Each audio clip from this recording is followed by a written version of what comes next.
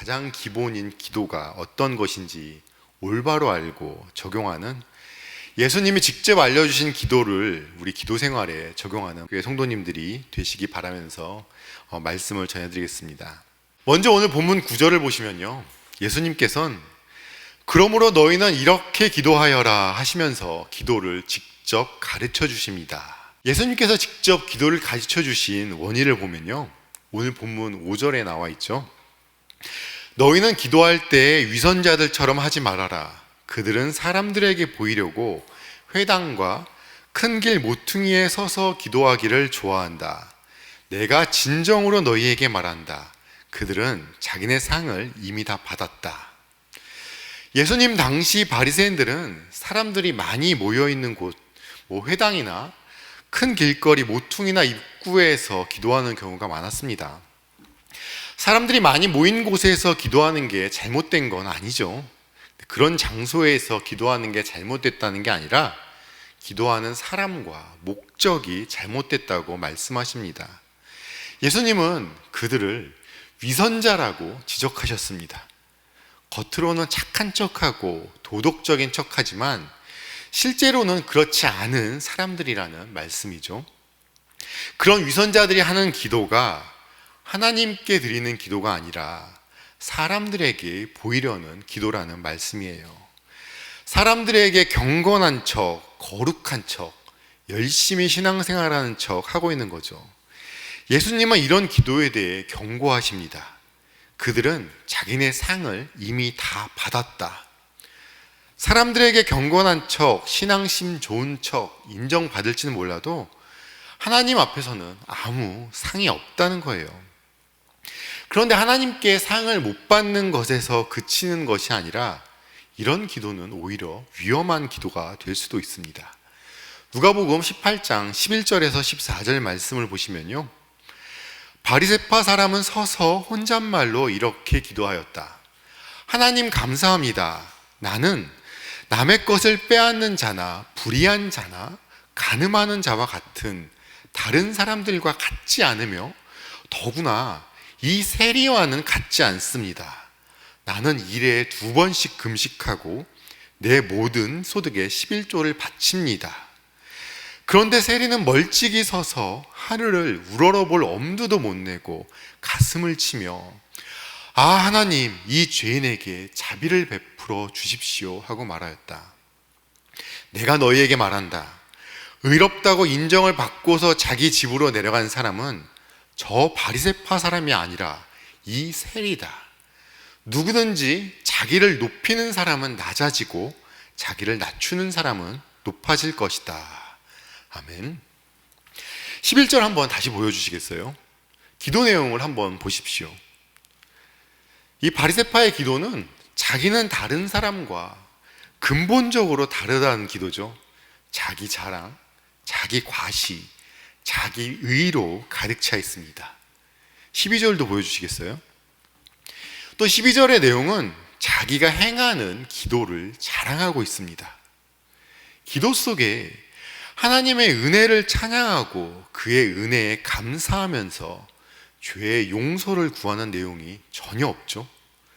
다른 일을 정죄하면서 자기 회개는 없고 나는 남들보다 낫다는 교만한 내용밖에 없습니다. 이런 기도는 위험한 기도가 될 수 있습니다. 왜 위험할까요? 우리 하나님은 교만한 자를 대적하시는 분이십니다. 누구든지 자기를 높이는 자는 낮아진다라고 말씀하셨습니다. 반면 13절에 나온 세리의 기도를 보십시오. 멀찍이 서서 하늘을 제대로 쳐다도 못 보고 가슴을 치면서 하나님 저는 죄인입니다. 이 죄인에게 자비를 베풀어 달라. 겸손한 기도를 드리고 있습니다. 그런 세리의 기도를 보면서 예수님은 칭찬하시는 것이죠. 예수님은 우리의 마음을 보시는 분이십니다. 사람들 눈에 아무리 경건해 보여도 마음속에 위선이 있다면 그 기도는 하나님께서 기쁘게 받지 않는다는 사실을 기억하셔야 합니다. 우리 예수님께서는 이런 가식적인 기도가 아니라 6절에서 말씀하시죠. 너는 기도할 때 골방에 들어가 문을 닫고서 숨어서 계시는 내 아버지께 기도하여라. 그리하면 숨어서 보시는 너의 아버지께서 너에게 갚아주실 것이다. 근데 골방에 들어가 문을 닫고 숨어서 기도하라, 그 말씀이 정말로 물리적 공간을 의미하는 것이 아니고요, 하나님과 나 단 둘의 시간과 공간을 말하는 겁니다. 앞서 사람들에게 보이려는 위선자들 기도를 비판하셨잖아요. 골방 기도는 회당이나 거리에서 공개적으로 기도하는 그 위선적인 태도와 대조되는 기도입니다.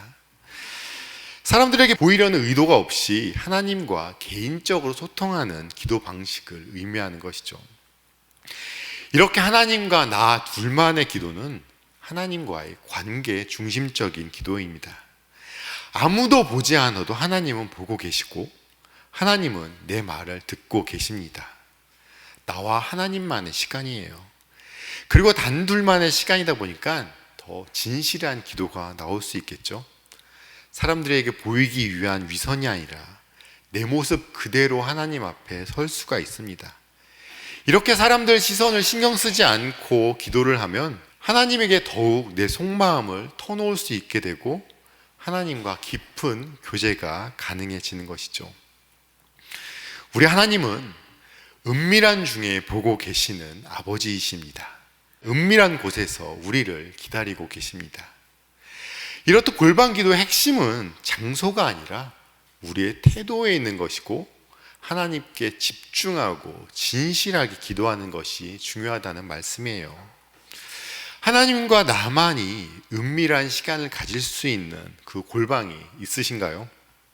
오늘 말씀에서 골방에 들어가 기도하라는 말씀은 나와 하나님과의 은밀한 관계 속에 마음 자체의 중요성을 강조합니다.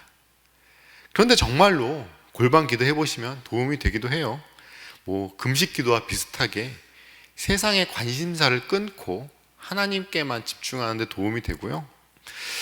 이런 방법으로 하나님과의 깊은 교제를 통해서 영적 성장과 은혜를 경험하는 중요한 방법으로 사용되기도 합니다.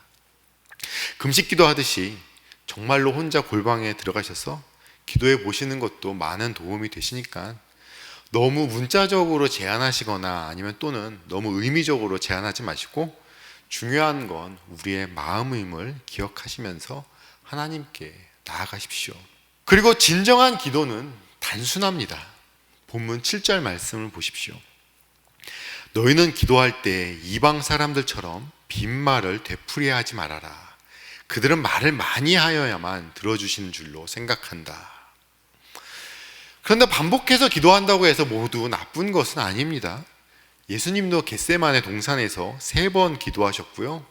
바울도 자기 육체의 가시를 제거해달라고 반복해서 기도했습니다.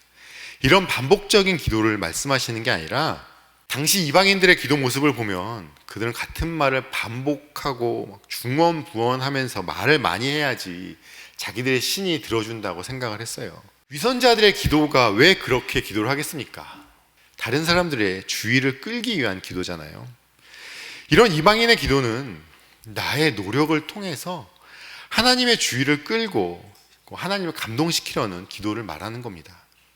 하나님의 사랑과 은혜를 제대로 이해하지 못한 결과의 기도인 것이죠. 이런 이방인의 기도는 하나님의 본질을 제대로 이해하지 못한 채 드리는 기도를 의미합니다.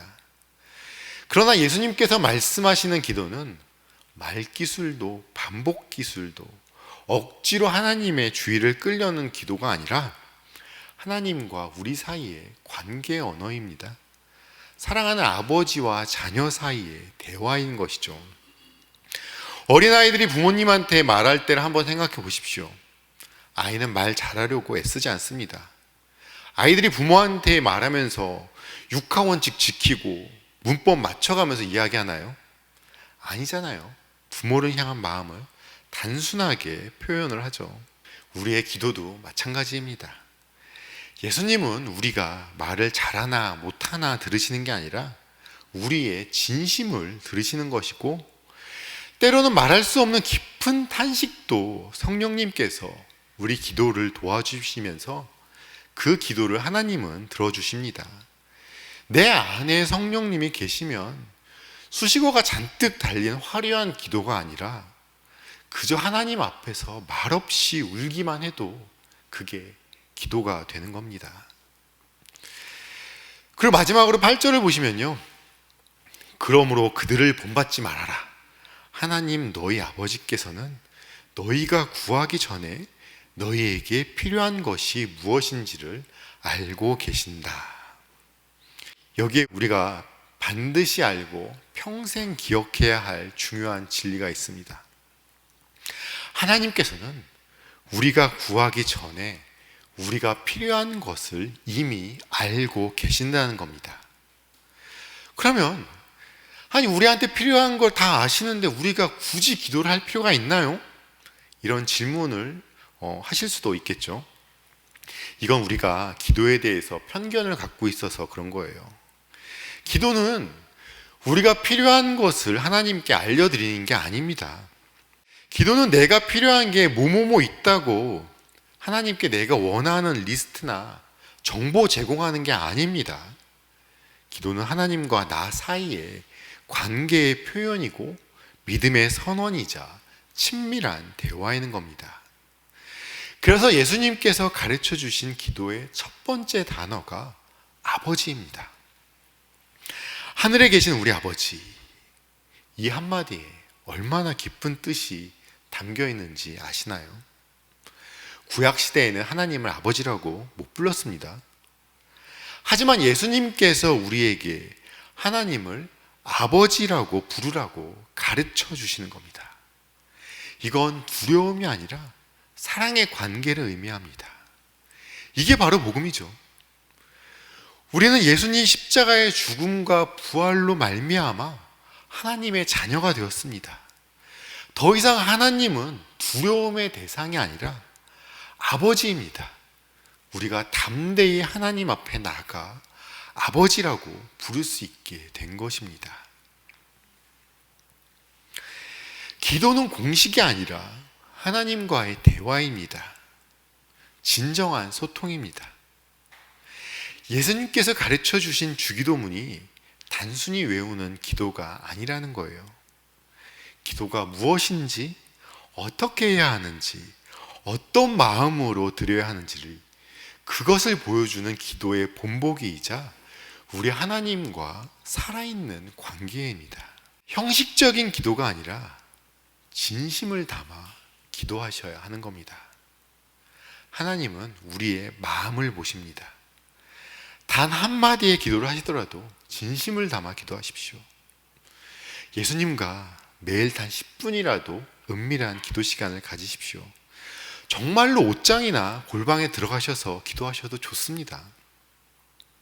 휴대폰을 손에서 내려놓으시고 예수님과 나의 대화 가운데 방해될 수 있는 모든 요소를 제거하시고 오직 하나님하고 나만의 대화 시간을 가지십시오. 하나님을 하나님이라고 부르는 게 아니라 아버지라고 부르시면서 그 하나님 아버지와 친밀함을 회복하십시오. 나를 혼내시고 무섭고 떨리는 아버지가 아니라 의무적으로 시간 맞춰서 기도하는 것이 아니라 우리 사랑의 아버지께 기쁨으로 나아가십시오.